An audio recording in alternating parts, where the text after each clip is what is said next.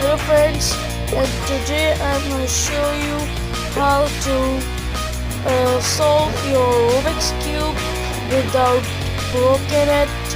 It's a very simple method. Now, first of all, you have to download this app. This app is a good app, and this app's name is Rubik Solve. Now I'm showing you on the Play Store. You can download it in your iOS, or in your iPhone and in your Android devices.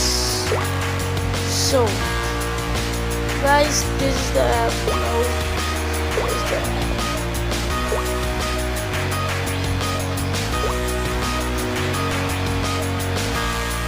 Now guys, app.